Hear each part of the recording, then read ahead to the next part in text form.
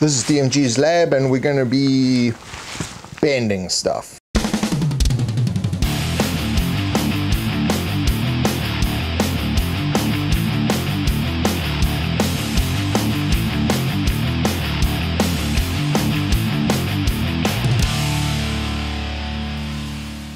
Okay, so we're going to be seeing how we can bend wood.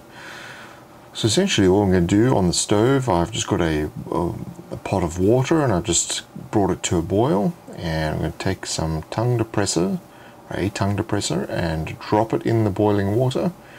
I've got a pair of tongs and I'm just going to push it around the water. You see, not for very long. Make sure it's not super hot. We're able to touch it and it will start bending. So this is very useful for creating things like large wooden structures and things that may have a curve or a bend in it. Essentially this technique is used to create barrels. They normally steam the wood in barrels to curve it and to nail them all together, or band them all together, sorry. With metal bands, but I just thought maybe this technique will work. Instead of steaming, we'll just see if we can boil it. And essentially what it's doing is releasing some of the tannins in the wood, which makes the wood a little bit more flexible. And as you can see, that will bend around quite easily after a little bit of boiling. And what you would want to then do is hold that in place. As you see, I was just doing it with some of the knobs there, and allow it to dry so that it will maintain some of that shape. I'm just trying the same thing with a kebab skewer, and we'll just see what happens here.